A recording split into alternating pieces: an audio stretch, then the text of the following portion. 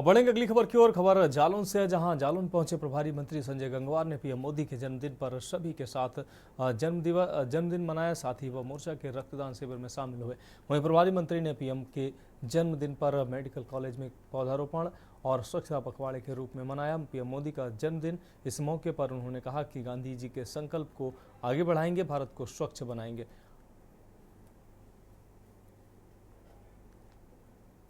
17 सितंबर इस देश के लिए बहुत महत्वपूर्ण दिन है।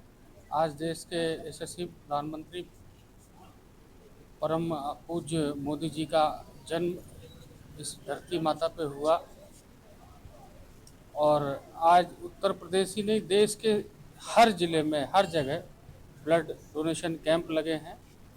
स्वच्छता पखवाड़े के रूप में ये हम सप्ताह पूरा मनाते हैं। आज उरई जनपद में, जो मेरा प्रभारी जनपद है, मेरा प्रथम बार आगमन हुआ है और यहाँ पर भी लगभग 50 से अधिक हमारे भारतीय जनता युवा मोर्चा के कार्यकर्ता, और मुझे लगता है ये संख्या शाम तक 100 पार कर जाएगी। अगली खबर जालौन से, जहां जालौन में भाद्र पक्ष के अंतिम मंगलवार को बुढ़वा मंगल का पर्व बड़ी भक्ति और श्रद्धा के साथ मनाया गया। सुबह से ही लोग हनुमान जी के दर्शन करने के लिए मंदिरों में बड़ी संख्या में जमा रहे। भक्त भगवान की सुंदर झांकी देखकर पूजा पाठ करते दिखे। साथ ही जगह जगह भंडारे का आयोजन भी किया गया। इसी मौके पर उरई के रामकुंड पाठकपुरा में दंगल का भी आयोजन किया गया, जिसमें दूर दूर से आए पहलवानों ने प्रतिभाग किया।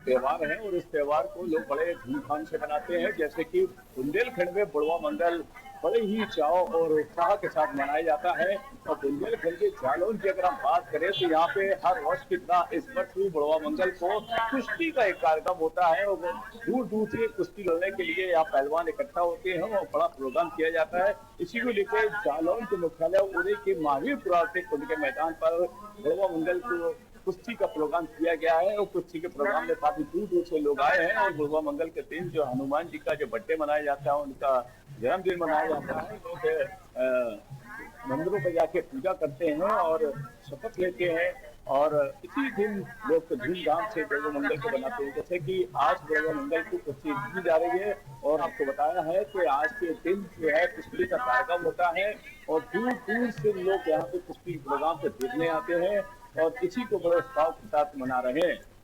मनीष पांडे के साथ माली वर्मा के लिए जालौन है। रुक रही अगली खबर का खबर बाराबंकी से है, जहां पीएम नरेंद्र मोदी के जन्म दिवस पर रक्तदान शिविर का आयोजन किया गया। प्रभारी मंत्री बनने के बाद जिले के पहले दौरे पर आए कारागार राज्य मंत्री सुरेश राही ने रक्तदान शिविर सहित अन्य कार्यक्रमों में शामिल होकर परिषदीय विद्यालयों का निरीक्षण भी किया। रक्तदान शिविर का शुभारंभ युवा मोर्चा के पूर्व प्रदेश अध्यक्ष व भाजपा के प्रदेश महामंत्री सुभाष यदुवंश ने फीता काट कर किया। राज्य मंत्री ने मसौली ब्लॉक के प्राथमिक विद्यालयों का निरीक्षण करने के बाद बताया कि निरीक्षण में कहीं कोई खामी नहीं मिली है। बाद में उन्होंने जिला भाजपा कार्यालय में जनप्रतिनिधियों की मौजूदगी में संगठनात्मक बैठक भी की।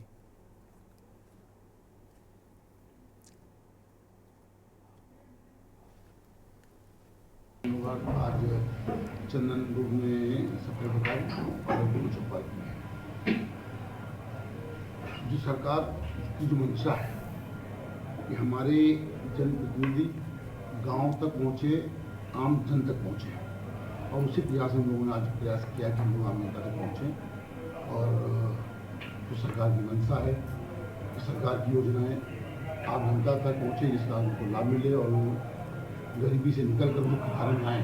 हम लोग उसी प्रयास करेंगे।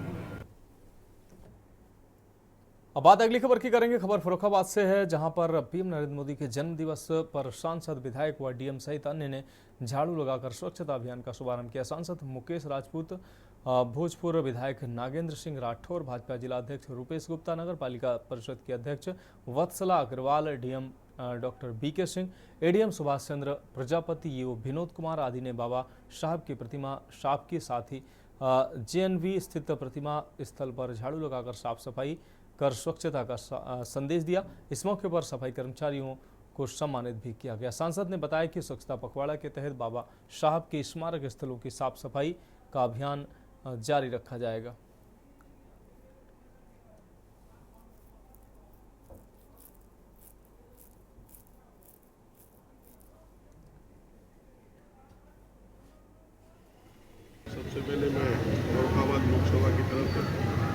उत्तर प्रदेश की तरफ से माननीय प्रधानमंत्री यशस्वी प्रधानमंत्री जी को जन्मदिन की ढेर सारी शुभकामनाएं देता। माननीय प्रधानमंत्री जी के जन्मदिन के अवसर पर पूरे 15 दिन तक सेवा पखवाड़ा के रूप में मनाने का संकल्प लिया गया है पार्टी की तरफ से।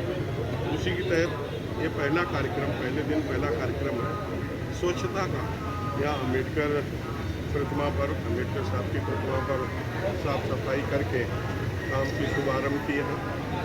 सेवा पखवाड़ा का शुभारम्भ किया है, माल्यार्पण किया गया है। और जो हमारे सफाई कर्मचारी जो स्वच्छता का संदेश देते हैं, जो देश को स्वच्छ बनाने के लिए काम करते हैं, उन लोगों को सम्मानित किया गया, उन्हें भी माला पहनाया गया। और ये संदेश देना चाहते हैं कि मोदी जी के नेतृत्व में ही, मोदी जी के प्रयास से ही बाबा साहब के जितने भी तीर्थ स्थल हैं वो भी सुंदर बने, उन्हें भी हम सब लोग स्वच्छ रखेंगे।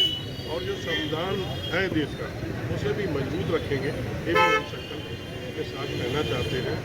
जो कांग्रेस है, कांग्रेस के लोग जो हैं या उनके जो सहयोगी दल हैं, वो कहीं न कहीं देश के अंदर लोगों को गुमराह करने का, झूठ बोलकर गुमराह करने का प्रयास कर रहे हैं।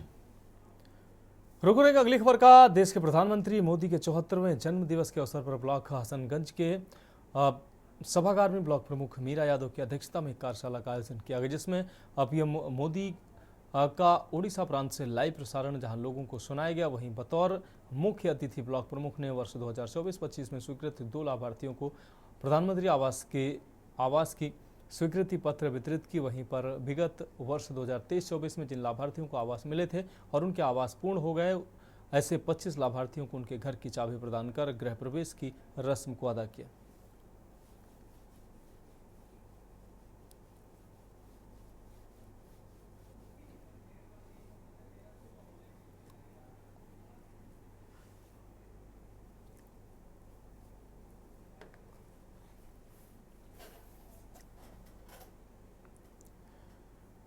अब बढ़ेंगे अगली खबर की ओर। रक्तदान। प्रधानमंत्री नरेंद्र मोदी के जन्म दिवस के अवसर पर भारतीय जनता पार्टी युवा मोर्चा द्वारा एसएन मेडिकल कॉलेज में रक्तदान शिविर का आयोजन किया गया, जिसमें मुख्य अतिथि पहुंचे उत्तर प्रदेश सरकार के मंत्री और आगरा के प्रभारी जयबीर सिंह ने सभी रक्तदाताओं का उत्साह वर्धन करते हुए बताया कि हम सभी कामना करते हैं कि पीएम मोदी का आशीर्वाद सदा हम सब पर ऐसे ही बना रहे।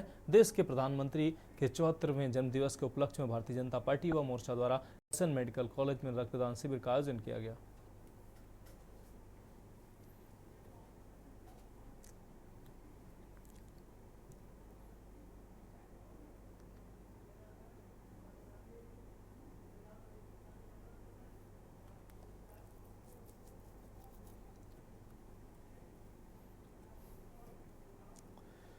देश के पीएम नरेंद्र मोदी के जन्मदिवस पर पूरे देश में स्वच्छता पखवाड़ा चलाया जा रहा है। इसी स्वच्छता पखवाड़े के अभियान के तहत बलिया के प्रभारी मंत्री दयाशंकर मिश्र दयालु ने महिला जिला अस्पताल पहुंचकर इसकी शुरुआत की है। वहीं हरी झंडी दिखाकर स्वच्छता अभियान वाहन को रवाना किया। इस दौरान मंत्री ने अस्पताल परिसर की साफ सफाई की। इसके अलावा महिला जिला अस्पताल में एडमिट गर्भवती व प्रसूता महिलाओं को फल वितरित किया है। साथ ही जिला अस्पताल के ब्लड बैंक में युवा मोर्चा द्वारा रक्तदान शिविर का फीता काटकर शुभारंभ किया गया। इस कार्यक्रम में स्वास्थ्य विभाग के सीएमओ समेत तमाम कर्मचारी और राज्यसभा सांसद नीरज शेखर, भाजपा के जिला अध्यक्ष संजय यादव समेत तमाम भाजपा कार्यकर्ता मौजूद रहे। देश के यशस्वी प्रधानमंत्री परमादरणीय नरेंद्र मोदी जी का जन्मदिन है। हम सभी ने उसको सेवा पखवाड़े के रूप में मनाने का निर्णय संगठन की तरफ से निर्देश हुआ है। इसी कड़ी में आज हम सब लोग यहाँ रक्तदान, स्वच्छता का कार्यक्रम करके और मरीजों के बीच फल वितरण करके इसकी शुरुआत करेंगे। और यह लगातार हर दिन कुछ न कुछ अलग अलग कार्यक्रमों की रूपरेखा तय की गई है, वो अलग अलग कार्यक्रम होते रहेंगे। लेकिन आज का दिन चूँकि पहला दिन है, प्रथम दिन है, और आज का यह दिन इस तरीके से हम सभी ने, माननीय नीरज शेखर जी हमारे साथ हैं और हमारे जिले के अध्यक्ष संजय यादव जी हैं, बहुत संगठन के जितने भी पदाधिकारी हैं और जनप्रतिनिधि हैं, सबकी सहभागिता के साथ आज यह कार्यक्रम जिला अस्पताल जो महिला चिकित्सालय है इसके परिसर में स्वच्छता का कार्यक्रम हुआ।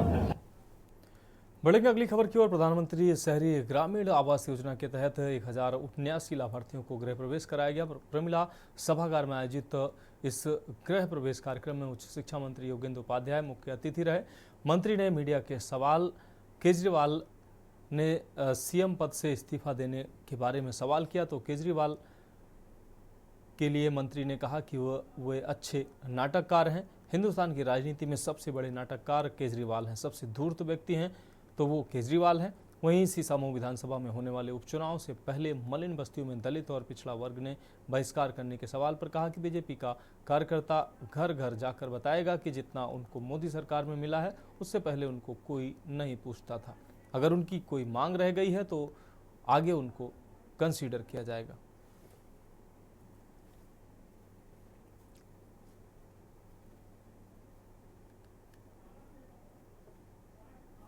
उसको मकान मिलना। देखिए जो मोदी जी काम कर रहे हैं, जैसे आज ही अंतिम छोर पर बैठे व्यक्ति की चिंता करना, उसको मकान मिलना, उसको अनाज मिलना, उसको चिकित्सा की सुविधाएं मिलना, दवाई पढ़ाई ये सब देना, ये वो चीज़ें हैं जो आम व्यक्ति को छूती हैं। और जो अब तक दिग्भ्रमित थे वो दिग्भ्रमित नहीं होकर वोट डालेंगे हमारे लिए और निश्चित रूप से हम चुनाव जीतेंगे।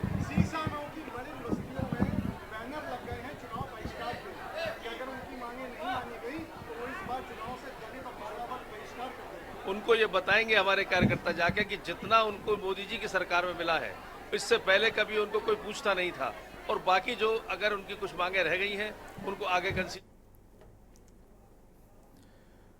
रुक करेंगे अगली खबर का। उत्तर प्रदेश राज्य सड़क परिवहन निगम के फतेहगढ़ वर्कशॉप में विश्वकर्मा भगवान की पूजा की गई है। इस दौरान एसआरएम फर्रुखाबाद राजेश कुमार सहित अन्य अधिकारी भी मौजूद रहे। वहीं बस डिपो में कर्मचारियों ने पूजा पाठ का आयोजन कर बढ़ चढ़कर हिस्सा लिया। रोडवेज चालकों व परिचालकों ने अपनी गाड़ियों पर फूल चढ़ाकर भगवान विश्वकर्मा का आशीर्वाद लिया। आपको बता दें कि हर साल 17 सितंबर को भगवान विश्वकर्मा बड़े बड़े औद्योगिक संस्थानों में पूजे जाते हैं। रोडवेज कर्मचारी पंकज वर्मा ने कहा कि भगवान विश्वकर्मा ही दुनिया के पहले शिल्पकार, वास्तुकार और इंजीनियर थे।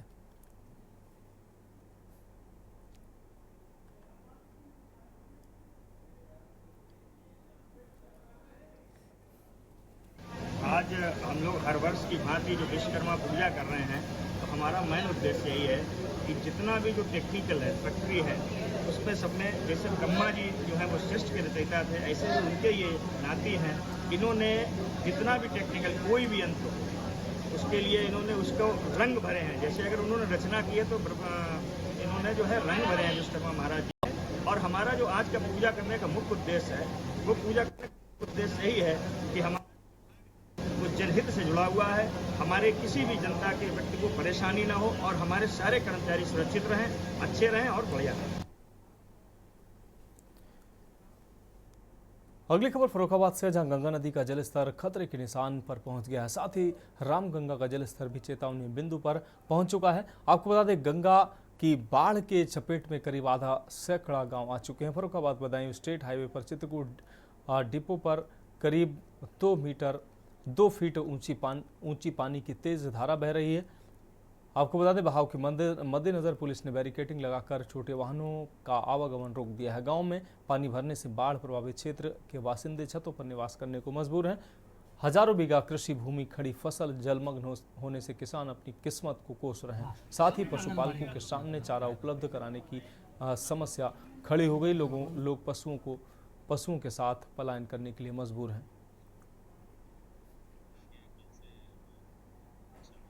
खतरे के निशान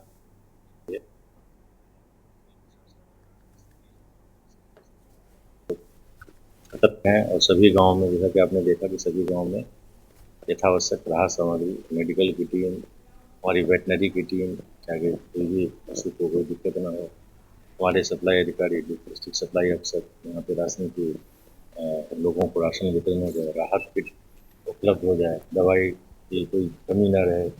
बाकी चीज़ जैसे हमारे खंड विकास अधिकारी हैं, कहीं तो और कोई दिक्कत हो, किसी का झोपड़ी गिर गया, किसी का घर गया, तो उसको तुरंत सहायता देने के लिए ये कार्रवाई हम लोग कर रहे हैं। और सरकार की जो मंशा है कि गरीबों को राहत मिले, उस समय हम लोग राहत पहुँचाने के लिए कटिबद्ध हैं। हमारे सारे अधिकारी, एडीएम, एसडीएम, तहसीलदार, बाकी जितने भी अधिकारी हैं सब लगे हुए हैं। और जब तक ये पानी 2-3 दिन तक या 4 दिन तक जो भी पानी रहता है हम लोग वाचफुल हैं और हम लोग कोशिश करेंगे कि कोई भी जान हानि या पशु हानि नहीं हो और लोगों को कम से कम असुविधा ना हो, ये हम प्रयास हमारे प्रयास।